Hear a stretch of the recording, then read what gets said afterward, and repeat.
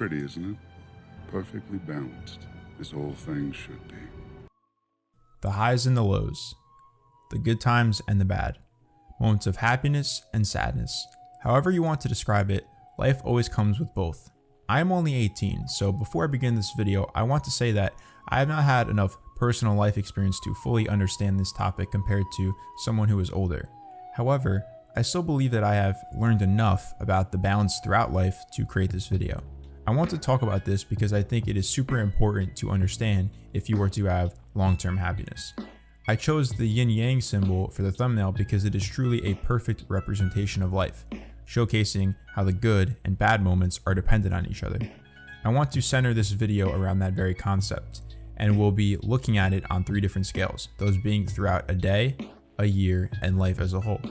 All 3 are important to discuss individually, but they still have the same message. So, let's begin. This is the first and smallest scale we will talk about. I cannot remember an instance when I had a day of complete happiness, nor can I think of a day where I was sad for its entirety. I do not think that this makes me weird though, because I believe that experiencing this is completely necessary. It is hard though if you are trying to take on the day and that low point comes early, or if you are trying to accomplish something and you are hit with a wave of sadness for no reason. Honestly, it could be the smallest thing. Maybe you realize you missed an assignment, or there is a loud noise outside, but the outcome is always the same, stuck in a hole. I wish I could give some advice on how to quickly get out of that hole, but unfortunately I have no clue. What I do know is that whenever I get out of that place, it feels great. I feel satisfied, motivated, and ready to conquer the rest of the day. I believe that a moment of struggling throughout your day may be a necessary evil to actually accomplish something. I treat it like a test. If I let this moment ruin my entire day, I fail. But if I put it behind me immediately and do what I want to do, what makes me happy, then I win. Literally upon writing this video, I had one of those moments. It happened at around 6 p.m. I could have let it ruin the rest of my day and just went to bed, but I refused to let that happen and made it my goal to finish my script. So, we talked about the day. Let us now look at this concept from a wider lens, a year.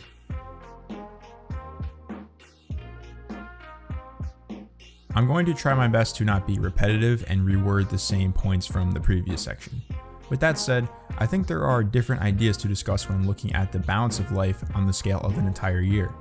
While I talked mostly about getting stuff done on a day-to-day basis, looking at the year is more related to your development and happiness. Still though, the highs and lows exist, and they will challenge you with stretches of hardship, only now it will feel a lot longer. This is different from that brief moment of misery in a day. This is 3 weeks of stress and frustration. This is looking back on the last 3 months and thinking, what went wrong?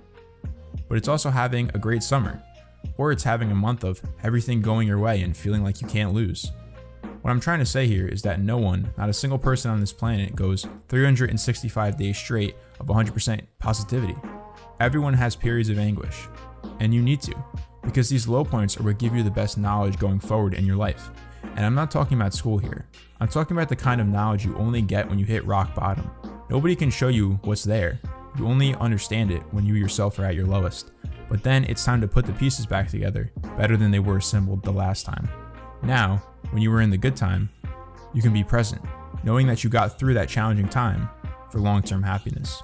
So, we have talked about the day, the year, but now it's time to put it all together and talk about life. I want to do my best to generalize my points here so that these thoughts could be applied to anyone. Obviously, the same message is here. Learn from the lows and appreciate the highs.